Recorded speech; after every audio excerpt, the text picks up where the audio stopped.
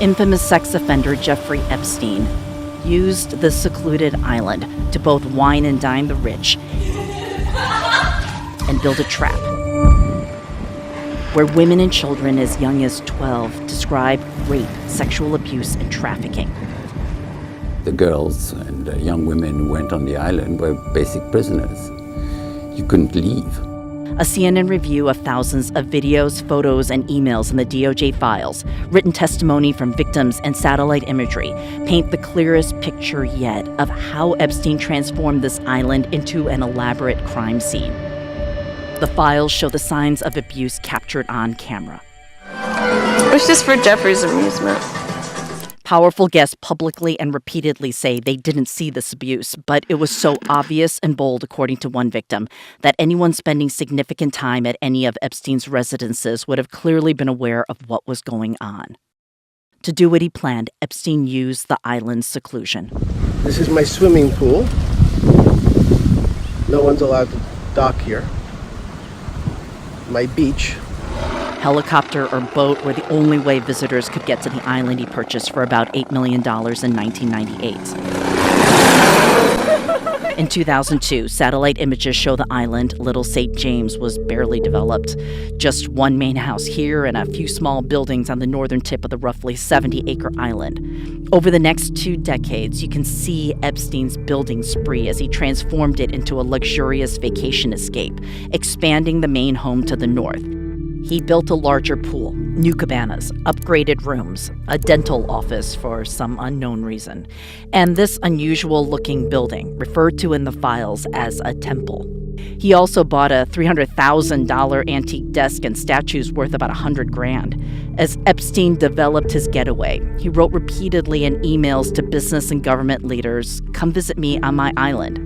Even after Epstein was convicted in 2008 for sex crimes, including one involving a minor, the visitors kept coming, like LinkedIn co-founder Reid Hoffman, who explained on a podcast late last year that he briefly went to the island while fundraising for MIT.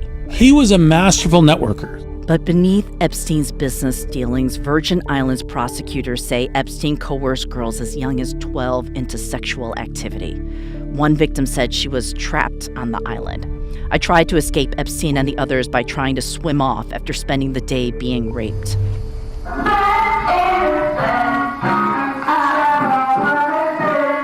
Epstein's home decor even showed signs of his crimes. There were bunk beds. And I said to him, "Oh my God, are you expecting grandchildren?" And he said, "No, these are for the girls." We spoke with architect and interior designer Robert Couturier. He was hired by Epstein to work on the island. He backed out of the project after a few months and then told the FBI this is what Epstein instructed. Especially for the bunk rooms, they had to be for girls. They had to be for girls. There's dance, pink, and these sorts of things. So there's no mistaking this wasn't for women. There's no mistaking. You don't put women on bunk beds, I'm sorry. Unless you are in some youth hostel somewhere, but you don't have guest rooms with bunk beds for ladies. And inside the house, there was another little room with computers, and I said, "What is this room?" And he said, "This room is for the girls when they have fun. And they play with their computers." The whole house was very odd because we were on the beach, and the house had heavy dark curtains everywhere. The windows were never really opened. It felt terrible. And he also asked me, he said, "I want to build a big TV room, a movie cinema underneath the pool, and I will furnish it with beds." Everybody knew what was happening on that island. Even his staff, people worked for him. A former staffer said the main home had many pictures of young girls, some topless, looking about 15 to 16 years old. In room after room of the island home, the files show visible signs of something off, like Epstein in his kitchen chasing girls or young women. And his staff noticed. A former chef said every hour Epstein would take a girl down to his master bedroom, then order his maid to clean up. Another staffer worried about Epstein's guests. He described seeing an unnamed man with girls who did not look 18 and they were all naked. He also told the FBI he saw then Prince Andrew grinding against some young girl in the pool. UK authorities arrested Andrew last month, saying they're reviewing claims he shared sensitive government information with Epstein. Andrew was released and denies he did anything wrong. Victims say visitors could have seen all this as early as the mid-2000s.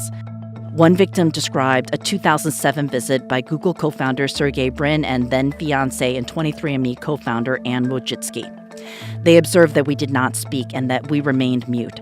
Sergey and Anne witnessed our souls and bodies riddled with fear. They said nothing. They did nothing. A man who looks like Brin, about the same age as he was in 2007, is seen in this picture in the DOJ files, though it is undated. Former head of Victoria's Secret, Les Wexner, described his visit in a video deposition. Walked around for a while and left. Probably an hour visit. On that trip, do you recall seeing any prominent figures on the island? No, it was a pretty crummy island. After Epstein's 2008 sex crimes conviction, an email shows the Sultan from the United Arab Emirates, Ahmed bin Sulayem, paid a visit. The Sultan separately traded lewd emails with Epstein, telling him he was going to sample a fresh 100% female Russian at my yacht. Howard Lutnick, now Trump's Commerce Secretary, dropped by in 2012. He's seen here in this undated photo. Lutnick said last month he saw nothing concerning. We had lunch on the island. That is true, for an hour, and we left with all of my children, with my nannies and my wife, all together. We were on family vacation. What do you think about the people who did go to the island and say they never saw anything? Listen, I think you can decide that you're blind. You can decide that you only want to see what you want to see. I think it's a decision that you make. But the idea that a person would go to that island and not see something weird is impossible to me. For me to have seen it, everybody else had to see it. When you think back to how obvious it was to you, do you wonder about, no one saying anything back then? I've been wondering for the last 15 years.